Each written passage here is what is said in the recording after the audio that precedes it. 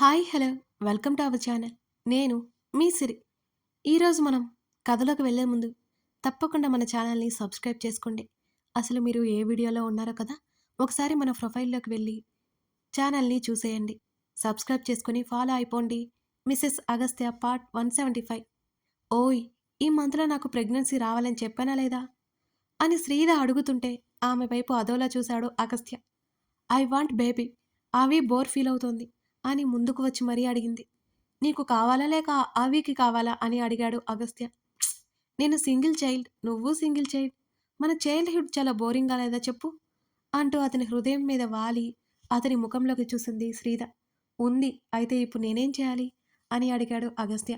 నిజం చెప్పు, నాకు తెలియకుండా నువ్వు ఏదో చేస్తున్నావు కదూ అని అడిగింది. అతడు రెండు చేతులతో నమస్కారం పెట్టేశాడు శ్రీధకి. అయితే నువ్వు ఏ ప్రికాషన్స్ తీసుకోలేదా? హాస్పిటల్‌కి వెళ్దాం ఒకసారి అని అడిగింది శ్రీధ. ఆమె చెంప మీద చేయి వేసి, ఇప్పుడు ఏదో బిజినెస్ అంటూ స్టార్ట్ చేశావు. అవి ఇంకా చిన్నగానే ఉంది. అంత తొందర ఏంటి చెప్పు? నువ్వు ఎవరికీ టైం ఇవ్వలేవు. జరగాలనుకున్నప్పుడు జరుగుతుంది. మనం కోరుకున్నప్పుడు మన ప్రయత్నం చేయాలి. ఇప్పుడు జరిగే దానికోసం ఎదురు చూడడమే బెటర్ అనిపిస్తోంది నాకు అంటూ ఆమెను ఆలోచనలో పడేశాడు అగస్త్య. అంతే అంటావా అని ఆలోచిస్తూనే అడిగింది శ్రీధ.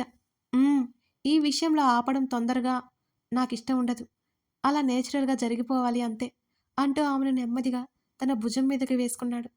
రెండు చేతులు పొట్ట మీద పెట్టుకొని సీలింగ్ వైపు చూస్తోంది శ్రీధ. ఆమెను చూస్తున్నాడతను. సరే అని చెప్పడం మర్చిపోయాను. అంకుల్, బామ్మ ఇక్కడికి రావడానికి ఒప్పుకున్నారు. రూమ్స్ రెడీ చేయించు అని అన్నది శ్రీధ. అది కూడా నువ్వే చేసేయి అని చెప్పాడు. ఇదిగో, ఈ మధ్య నాకు ఎక్స్ట్రా పనులన్నీ పెట్టేస్తున్నావు నువ్వు. నీలాంటి తెలివైన వాళ్ళకి కాకుండా ఇంకెవరికి చెప్తాను సెనోరిటా. అతడి వైపు గుర్రుగా చూసి, నువ్వు పొగినంత మాత్రాన నేనేం పడిపోను అన్నది శ్రీధ. అతను సన్నగా నవ్వాడు. మర్చిపోయాను, మా మమ్మీ రమ్మంది అని అన్నది శ్రీధ. ఎవరో అర్థం చేసుకోవడానికి కాసేపు పట్టింది అతనికి. శ్రీధ పూర్తిగా ఆవిడను యాక్సెప్ట్ చేసిందని అతనికి కూడా తెలుసు. ఏం అని అడిగాడు అగస్త్య. ఊరికే, ఈ మధ్య అసలు వెళ్ళడానికి వీలవ్వలేదు కదా నాకు. ఇప్పుడు పూర్తిగా హెల్దీ అయిపోయింది కదా. సర్జరీ జరిగి 3 మంత్స్ అవుతోంది. ఇక నో ప్రాబ్లం. డాడీ కూడా హ్యాపీసు అని హుషారుగా చెప్పింది శ్రీధ. ఆమె తల నిమురుతూ "ఉమ్" ఇంకా అన్నాడు. ఆమె మాటలు ఎంత విన్నా తనివి తీరదు అతనికి. వినాలి అనిపిస్తూనే ఉంటుంది. "ఉమ్, విన్నీ ఉండడం వల్ల నాకు చాలా హెల్ప్‌ఫుల్‌గా ఉంది తెలుసా. వర్కర్స్ పెరిగిపోయారు తెలుసా. మా మమ్మీ వాళ్ళందరినీ హ్యాండిల్ చేస్తోంది. ఇంటి దగ్గర నుంచి ఆ వర్కర్స్ అకౌంట్స్ అన్నీ ఆమె చూసుకుంటోంది అని నువ్వైనా చెప్పొచ్చు కదా" అని అన్నది శ్రీధ. ఏమని? పూర్తిగా ఆమె వైపు తిరిగి హత్తుకొని కళ్ళు మూసుకున్నాడు అగస్త్య. అతని నుదుటి మీద పెదవులు తాకించి, జేమ్స్ మరో ఇంటికి షిఫ్ట్ అవ్వమంటే అవ్వట్లేదు. పాపం రాధ ఉండాలిగా అంటూ అతని పొడవాటి ముక్కు మీద శ్రీధ ముద్దు పెట్టుకుంది. అది వాళ్ళిష్టం, వాళ్ళ కంఫర్ట్ అని అన్నాడు. అనుకో, నా మాట ఇద్దరు వినట్లేదు. అవి అయితే రాధకి బాగా అలవాటైపోయింది. పాపం తన వాళ్ళెవరూ లేరు కదా. బాగా బాధపడుతుంది అన్నది శ్రీధ. ఏం చేద్దాం అన్నాడు అగస్త్య. జేమ్స్‌కి ఒక 1 వీక్ హాలిడే ఇచ్చి ఎటైనా వెళ్ళిరమ్మని చెప్పు. ఒక్కడే కాదు, రాధ కూడా. ఎలాగూ నువ్వున్నావు, ఇంకేంటి అని అడిగింది. నన్ను అడగాలా ఇవన్నీ అన్నాడు అగస్త్య. లేదనుకో, ఇన్ఫర్మేషన్ ఇవ్వొద్దా ఏంటి అన్నది శ్రీధ. ఓయ్, కళ్ళు మూసుకున్న అతను ఆమె మాటలకు కళ్ళు తెరిచి చూశాడు. ఏంటి అని అడిగాడు. నీకు 10 డేస్‌లో గుడ్ న్యూస్ చెప్తా అన్నది. అతను నవ్వాడు. నీకు గుడ్ న్యూస్ అవ్వాలే కానీ ఇంకేం కావాలి అన్నాడు అగస్త్య. నాకు ఇది గుడ్ న్యూస్ కానీ నీకు వండర్ఫుల్ న్యూస్ తెలుసా. ఓకే అని అన్నాడు అగస్త్య. ఓకే ఏంటి ఓకే, నన్ను అడుగు, చెప్పమని బ్రతిమాలు అన్నది శ్రీధ. ఆ మాటలకు అతను గట్టిగా నవ్వేశాడు. నీ దగ్గర ఏదో న్యూస్ ఉందని నేను అనుకోవాలి అంతేనా? ఎస్ అంతే. పర్లేదు, నీ దగ్గర దాచిపెట్టుకో అంటున్న అతని ముక్కు కొరికింది శ్రీధ. మళ్ళీ ఎలుక అవతారం ఎత్తకు అంటూ ముక్కు తడుముకున్నాడు అగస్త్య. ఎలుక కాదు, పిల్లి కాదు. బట్ నువ్వు నన్ను తక్కువ అంచనా వేస్తున్నావు. చూస్తూ ఉండు అన్నది పొగరుగా శ్రీధ. సరే, అలాగే చూస్తుంటా అన్నాడు. శ్రీధ మూతి తిప్పింది.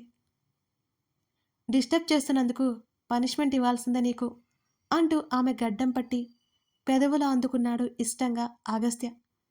అబ్బా, రాక్షసుడా అని పెదవి తడుముకుంటూ అరిచింది శ్రీధ. మరోసారి సున్నితంగా అతను మొదలుపెట్టిన ముద్దుకి ఆమె కళ్ళు మూసుకుపోయాయి.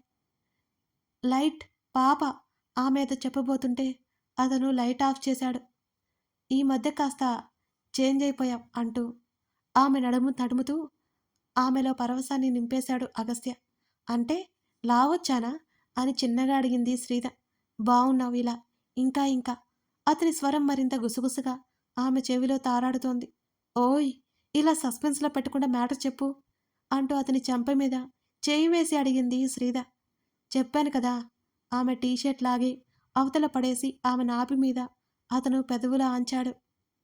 ఆమెకు మాటలు కరువైపోయాయి. అతని తలను మరింత గట్టిగా తనకేసి అదుముకుంది శ్రీద.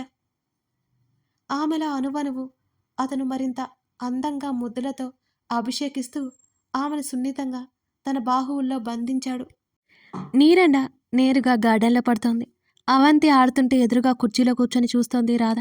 బయట నుంచి వస్తున్న జేమ్స్ ఆమెను చూశాడు. ఆమె ముఖం సూర్యకిరణాలకు మరింతగా మెరుస్తోంది. గర్భం తాలూకా కళ ఆమె ముఖంలో స్పష్టంగా ఉంది. అవి పడిపోతావు జాగ్రత్త రాధ చెప్తూనే పువ్వులు కట్టుకుంటోంది. శ్రీధ లోపల నుంచి కేక వేసింది. అవి మమ్మీ పిలుస్తుంది, ఇక లోపలికి వెళ్ళు. రాధ చెప్పడంతో అవంతి విసుగ్గా ముఖం పెట్టుకుంది. శ్రీధ మరోసారి పిలవడంతో ఆంటీ నువ్వెక్కడే ఉండు అని చెప్పి బుడిబుడి అడుగులు వేసుకుంటూ లోపలికి పరిగెత్తింది అవంతి. రాధ నవ్వుకుంటూ అలాగే పువ్వుల మాల కట్టుకోసాగింది. శ్రీధ ఫ్రెష్ అవడానికి తీసుకెళ్లిపోవడంతో అవంతి కిందకి రాలేదు. బెడ్ మీద పడుకొని ఉన్న తండ్రి వీపు మీద కూర్చుంది. మొబైల్ పక్కన పెట్టి తల తిప్పి కూతురు వైపు చూశాడు. డాడీ అంటూ గిలిగింతలు పెడుతూ ఆటలాడసాగింది అవంతి. వారిద్దరినీ చూసి తల పట్టుకుంది శ్రీధ. అవి మనం వెళ్ళాలే, త్వరగా వస్తే స్నానం చేస్తాను. శ్రీధ మరోవైపు కేకలు వేస్తుంటే అవంతి అసలు పట్టించుకొనలేదు. తండ్రి కూతురు ఇద్దరు ఆటలాడుతూనే ఉన్నారు. ఇదిగో చెప్తున్నా నేను, నువ్వు రాలేదంటే నేను తీసుకుని వెళ్ళను. శ్రీధ అరుస్తుంటే పట్టనట్టే తండ్రి కూతుర్లు నవ్వుకుంటున్నారు. ఇద్దరిని ఒక చూపు చూసి ఫ్రెష్ అవడానికి వెళ్ళిపోయింది. తలారబెట్టుకుంటూ డ్రెస్లో ఉన్న శ్రీధని చూసి నిజంగానే తన తల్లి బయటికి వెళ్తుందని అర్థం చేసుకుంది అవంతి. అప్పుడు ఇంట్లో ఉంటే నైట్ డ్రెస్లు వేస్తుందని ఆమెకి బాగా గుర్తు. మమ్మా బాత్ అంటూ డ్రెస్ పట్టుకుని లాగింది అవంతి. పోవే, నేను చేయించను నీకు. ఇప్పటి వరకు అరిస్తే వచ్చావా? శ్రీధ కసిరింది. అవంతి ఏడుపు మొహం పెట్టి కచ్చి అన్నది కోపంగా. అమ్మయ్య, ఇప్పుడు నాకు హాయిగా ఉంటుంది. శ్రీధ మాటలకి ఏమర్థమైందో ఇంకా ఇంకా కోపంగా చూసి ఏడ్చుకుంటూ తండ్రి దగ్గరికి వెళ్ళిపోయింది అవంతి. ఏయ్ మెంటల్, ఎందుకు నా బంగారు తల్లిని ఏడిపిస్తున్నావు? అగస్త్య గట్టిగా అడిగాడు.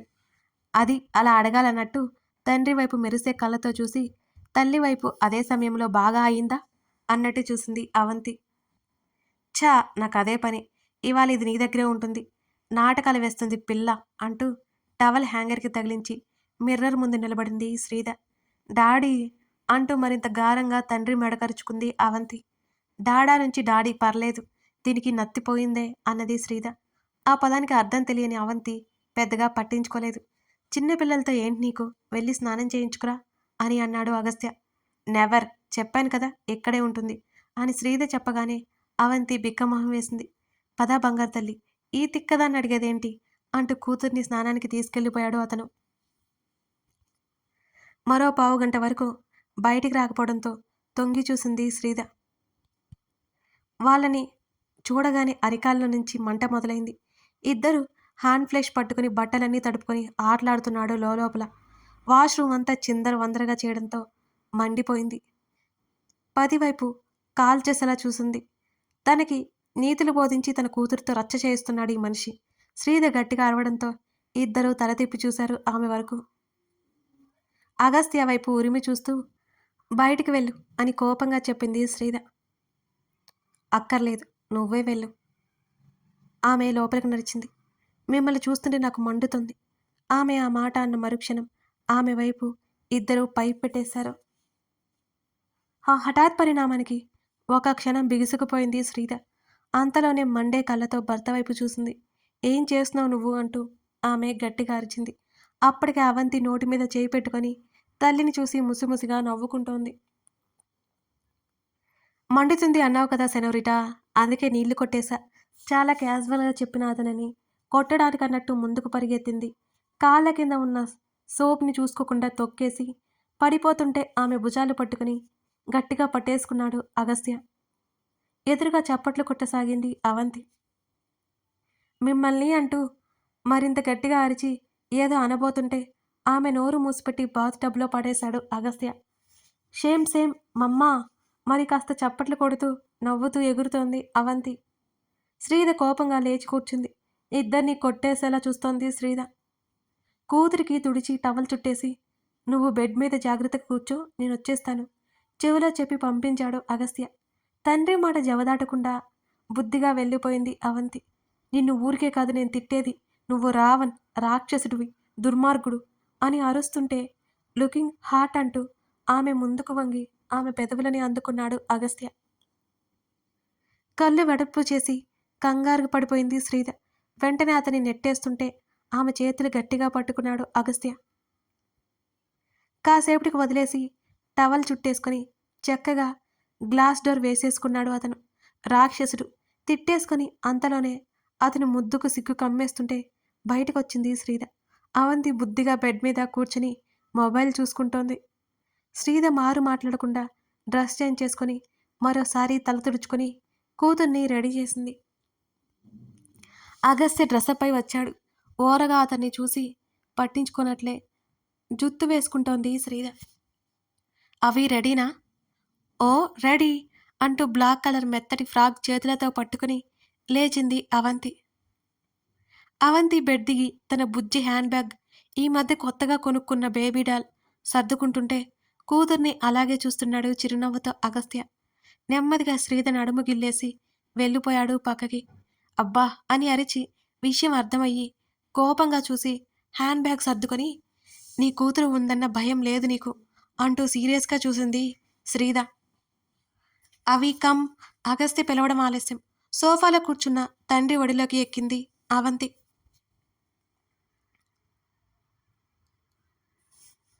నా బేబీ ఉంటే నాకు ధైర్యం, భయం ఎందుకు అంటూ నవ్వగానే శ్రీద అనుమానంగా చూసింది. అంటే అని అన్నది. నా బంగారం ఎంత క్యూట్గా ఉంది కదా. పాప బుగ్గ మీద చిన్నగా ముద్దు పెట్టి చెప్పాడు అగస్త్య. ఇప్పుడు కాదని ఎవరు అనలేదు కదా. నీ చూపులేంటో చాలా తేడాగా ఉన్నాయి. మర్యాదగా విషయం చెప్పావా లేదా ఆమె అడుగుతుండగానే.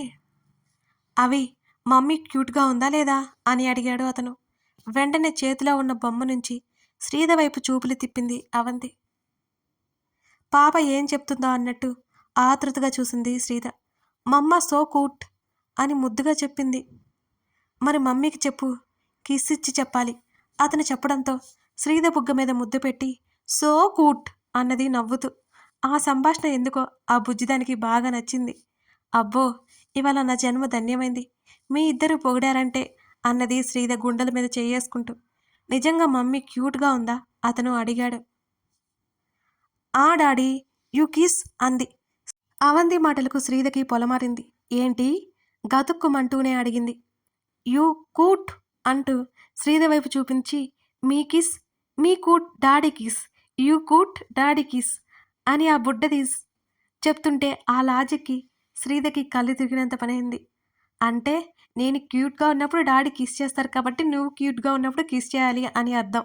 నీ ప్లాన్లు నా దగ్గర వేయకు మిస్టర్ అని అక్కడి నుంచి వెళ్ళిపోవాలని చూడకుండానే భార్య నడుము చుట్టూ చెయ్యేసి నా అవి చెప్పింది కాబట్టి నువ్వు క్యూట్ అని ఒప్పుకుంటున్నాను అంటూ ఇష్టం లేనట్టే ఆమె బుగ్గ మీద ముద్దు పెట్టాడు. శ్రీద పళ్ళు నూరుకుంటూ చూసింది. అవంతి చప్పట్లు కొట్టింది. డాడీ కూట్ యూ కిస్ అంటూ శ్రీదకి ఆర్డర్ వేసింది. ఆమె వైపు చూసి కళ్ళెగరేశాడు అగస్త్య. మీ డాడీ ఏం క్యూట్గా లేరు విదిలించుకుంటూ చెప్పి వెళ్ళిపోయింది శ్రీద. యూ నాట్ కూట్ కోపంగా అరిచింది. తండ్రిని అనేసరికి ఓర్చుకోలేకపోయింది ఆ బుడ్డది.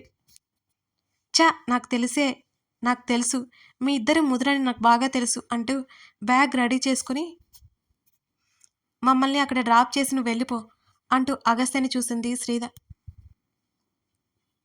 ముగ్గురు లేచి బయటకు నడిచారు. చూసావా అవి ముందే నేను ముద్దు పెట్టేశా అని అన్నాడు. ఓహ్ పెట్టావులే, అయినా నువ్వు పెద్ద మాయల మరాఠీవి, ఎంత మోసం అన్నది శ్రీద. మోసం లేదు ఏం లేదు, అక్కడ అవికి కంపారిజన్గా ఏం లేదు కాబట్టి మన కన్వర్జేషన్ని ఎంజాయ్ చేసింది. నీ బుర్రకే అది తట్టలేదులే అంటూ ఆమె తల మీద పొడిచి డోర్ లాక్ చేసి బయటకు వచ్చేశాడు అగస్త్య. జేమ్స్కి చెప్పేసింది శ్రీద.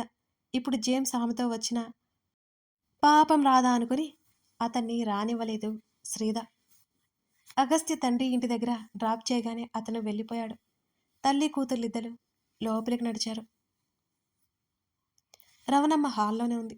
డాడీ వాళ్ళు ఎక్కడ రవణమ్మ అని అడుగుతూనే సోఫాలో సెటిల్ అయింది శ్రీధ. లేరమ్మా, పొద్దు పొద్దున్నే బయటికి వెళ్ళిపోయారు. చందనమ్మ మాత్రం లోపలుంది. ఆమె మళ్ళీ టీవీ వైపు తల తిప్పుకుంది. మిసెస్ రవణమ్మ గారు, నా మొహాన వేడివేడి కాఫీ కప్పు వేసే మీ టీవీ సీరియల్ కంటిన్యూ చేసుకోండి. శ్రీధ మాటలకు రవణమ్మ నవ్వింది. ఇంకో 10 నిమిషాలమ్మా, ఇచ్చేత్తా. ఆమె మాటలకు నిట్టూర్చి పాపతో పాటు గదిలోకి వెళ్ళిపోయింది శ్రీధ. ఆమె వెళ్ళేసరికి చందన చేతిలో ఉన్న ఫోన్ వంక చూస్తూ కూర్చుని ఉంది. శ్రీధ కంటే ముందు అవంతి పరిగెత్తి చందన పక్కకొచ్చి చేరింది. చందన ముఖంలో కనబడుతున్న దిగులు చూస్తూ ఏమైందో అర్థం కాక ఆమెను గమనించింది శ్రీధ. ఆమె ఏడ్చిందని ఆమె కళ్ళు చూడగానే శ్రీధకి అర్థమైపోయింది. అవంతిని చూడగానే ఆమె ముఖం వెలిగిపోయింది. హత్తుకొని బుగ్గ మీద ముద్దు పెట్టుకుని ఒళ్ళో కూర్చోబెట్టుకుంది చందన. పెదవి విరిచి వచ్చి బెడ్ మీద ఎదురుగా కూర్చుంది.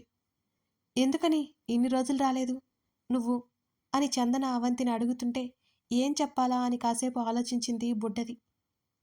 ఆ చిట్టి బుర్ర చించి మా అమ్మ తేలే అని చెప్పింది. మొదలు పెట్టేసిందనుకుంటూ చూస్తోంది శ్రీధ. కథ కొనసాగుతోంది. ఎలా ఉంది ఈ ఎపిసోడ్? బాగా సరదాగా సాగిపోయిందని అనుకుంటున్నాను. మీకు నచ్చితే లైక్ చేసి కామెంట్ చేయండి.